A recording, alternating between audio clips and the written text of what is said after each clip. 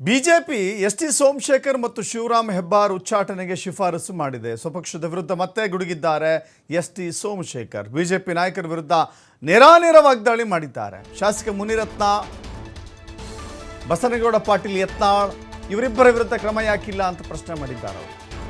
ತಮ್ಮದೇ ಪಕ್ಷದ ನಾಯಕನ ಮೇಲೆ HIV ಸೋಂಕು ಹರಡಿಸಲಿಕ್ಕೆ ಹೊರಟಿದ್ರು. ಅಂಥವರ ಮೇಲೆ ಇವರಿಗೆ ಶಿಸ್ತು ಕ್ರಮ ಮಾಡಲಿಕ್ಕೆ ಆಗ್ತಾ ಇಲ್ಲ. ನಾನು ಪಕ್ಷ ವಿರೋಧಿ ಚಟುವಟಿಕೆ ಮಾಡಿಲ್ಲ. ಕ್ಷೇತ್ರ ಅಭಿವೃದ್ಧಿಗೆ ಮುಖ್ಯಮಂತ್ರಿಗಳನ್ನು ಭೇಟಿ ಮಾಡಿದ್ದೇನೆ. ನಮ್ಮ ಮೇಲೆ ಏನು ಬೇಕಾದ್ರೂ ಮಾಡಲಿ, ಕ್ಷೇತ್ರದ ಅನುದಾನಕ್ಕಾಗಿ ನನ್ನ ಶಾಸಕ ಸ್ಥಾನ ಇಟ್ಟಿದ್ದೇನೆ.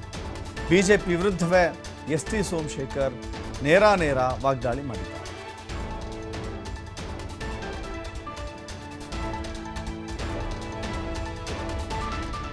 ಬಿಜೆಪಿಯ ಬಣ ರಾಜಕಾರಣ ಯಾವ ಪರಿಸ್ಥಿತಿಯಲ್ಲಿದೆ ಅನ್ನೋದ್ರ ಬಗ್ಗೆ ಮಾತನಾಡಲಿಕ್ಕೆ ನಮ್ಮ ಜೊತೆ ಸೋಮಶೇಖರ್ ಇದ್ದಾರೆ. ಪ್ರಮುಖವಾಗಿ ಸೋಮಶೇಖರ್ ಅವರನ್ನ ಉಚ್ಚಾಟನೆ ಮಾಡ್ತೀವಿ ಅನ್ನೋಂತಹ ಮಾತುಗಳನ್ನು ನಿನ್ನೆ ಬಿಜೆಪಿಯ ರಾಜ್ಯಾಧ್ಯಕ್ಷರಾದ B.Y. ವಿಜೇಂದ್ರ ಅವರು ಹೇಳಿದ್ರು. ಆ ಬಗ್ಗೆ ಹೇಳಲಿಕ್ಕೆ ಸ್ವತಃ ಎಸ್.ಟಿ. ಸೋಮಶೇಖರ್ ಅವರು ಕೂಡ ನಮ್ಮ ಜೊತೆಗಿದ್ದಾರೆ. ಸರ್, ಮುಖ್ಯವಾಗಿ B.Y. ವಿಜೇಂದ್ರ ಅವರ ಹೇಳಿಕೆಗೆ ತಮ್ಮ ಪ್ರತಿಕ್ರಿಯೆ ಏನು? ಬಹಳ ಸಂತೋಷ ಆಗ್ತದೆ. ಯಾತಕ್ಕೆ ಅಂತಂದರೆ, ವಿರೋಧ ಪಕ್ಷದ ನಾಯಕರನ್ನ ಏಡ್ಸ್ ಇಂಜೆಕ್ಷನ್ ಮಾಡಿ ಮಾಜಿ ಮುಖ್ಯಮಂತ್ರಿಗಳಿಗೆ ಲೈಂಗಿಕ ಕಿರುಕುಳ ಕೊಟ್ಟು ರೆಕಾರ್ಡ್ ಮಾಡ್ತಕ್ಕಂಥವರಿಗೆ ಆ್ಯಕ್ಷನ್ ಮಾಡಲಿಕ್ಕೆ ಆಗೋದಿಲ್ಲ. ಹೆಣ್ಣು ಮಕ್ಕಳನ್ನ ಮಂಚಕ್ಕೆ ಕಳಿಸಿ ಅಂತಕ್ಕಂಥದ್ದನ್ನು FSL ರಿಪೋರ್ಟ್ ಕನ್ಫರ್ಮ್ ಆದಮೇಲೂ ಕೂಡ ಇವರು ಆ್ಯಕ್ಷನ್ ಮಾಡಲಿಕ್ಕೆ ಆಗೋದಿಲ್ಲ. ಅದಕ್ಕೆ ನಮ್ಮ ಮೇಲೆ ಹೆಬ್ಬಾರ್ ಮೇಲೆ ಆ್ಯಕ್ಷನ್ ಮಾಡ್ತಿದ್ದಾರೆ. ಭಾಳ ಸಂತೋಷದಿಂದ ಅದನ್ನ ಸ್ವಾಗತ ಮಾಡ್ತೇನೆ. ನಾನು ಪಕ್ಷ ವಿರೋಧ ಚಟುವಟಿಕೆಯನ್ನು ಮಾಡಲಿಲ್ಲ.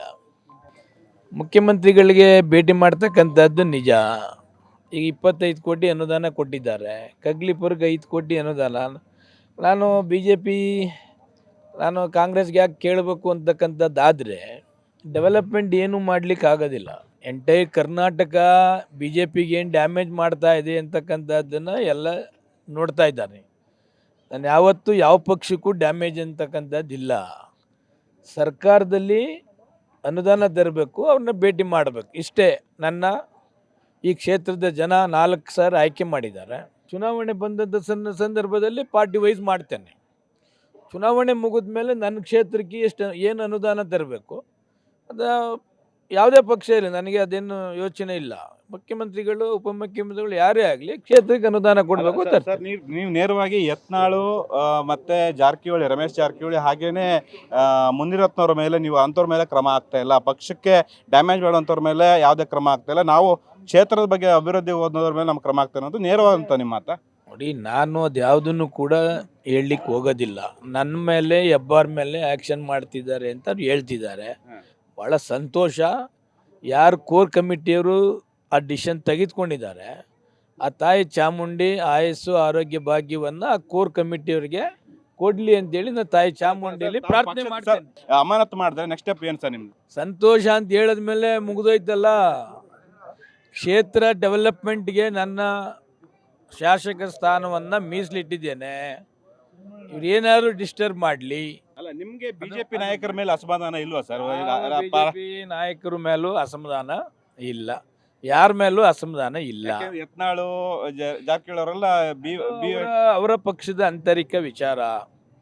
ಯತ್ನಾಳ್ ಟೈಪು ಬೇರೆ ಬೇರೆ ಟೈಪ್ ಹಂಗೆ ನಾನೇನು ಡ್ಯಾಮೇಜ್ ಮಾಡ್ತಾ ಇಲ್ಲ. ಇವತ್ತು ಕೋರ್ ಕಮಿಟಿ ಏನು ಡಿಸಿಷನ್ ತೆಗೆದುಕೊಂಡಿದ್ದಾರೆ ಅದನ್ನು 100ಕ್ಕೆ 100 ನಾನು ಸ್ವಾಗತ ಮಾಡ್ತೇನೆ. ಓಕೆ, ಒಟ್ಟಾರೆ ಇದು ಶಾಸಕರಂತ ಎಸ್.ಟಿ. ಸೋಮಶೇಖರ್ ಹೇಳುವಂಥದ್ದು. ಮುಖ್ಯವಾಗಿ ನಾನು ಬಿಜೆಪಿಯ ಕೋರ್ ಕಮಿಟಿ ನಿರ್ಧಾರಕ್ಕೆ, ಬಿಜೆಪಿಯ ಹೈಕಮಾಂಡ್ ನಿರ್ಧಾರಕ್ಕೆ ನಾವು ಬದ್ಧರಾಗಿದ್ದೇವೆ. ಆದರೆ ನಾವು ಕ್ಷೇತ್ರಕ್ಕಾಗಿ ನಾನು ಅನುದಾನಕ್ಕೋಸ್ಕರ, ನಾನು ಅಭಿವೃದ್ಧಿಗೋಸ್ಕರ ನಾನು ಆಡಳಿತ ಪಕ್ಷ ಏನಿದೆ ಅದರ ಮೇಲೆ ಮೊರೆ ಹೋಗಿರೋದು. CM DCM ಅವರು ಭೇಟಿ ಮಾಡಿದ ಹೊರತು ನೇರವಾಗಿ ಬಿಜೆಪಿಯ ಬಣ ಏನಿದ್ದಾರೆ, ಅದು ಬಣದ ಟೀಮ್ ಏನಿದೆ ಅವರಿಗೆ ನೇರವಾಗಿ ಅವರ ಮೇಲೆ ಶಿಸ್ತು ಕ್ರಮ ಕೈಗೊಳ್ಳಲಿ. ಪ್ರಮುಖವಾಗಿ ಪಕ್ಷಕ್ಕೆ ಡ್ಯಾಮೇಜ್ ಮಾಡುವಂತಹ ನಾಯಕರ ಮೇಲೆ ಯಾಕೆ ಕ್ರಮ ಆಗ್ತಿಲ್ಲ ಅನ್ನೋಂಥದ್ದನ್ನು ಎಸ್.ಟಿ. ಸೋಮಶೇಖರ್ ಅವರು ನೇರವಾಗಿ ಪ್ರಶ್ನೆಯನ್ನು ಮಾಡ್ತಿದ್ದಾರೆ. ಕ್ಯಾಮ್ರಾಮನ್ ನದಾಬ್ ಜೊತೆ ಗಣೇಶ್ ಹೆಗ್ಡೆ, TV5 ಬೆಂಗಳೂರು.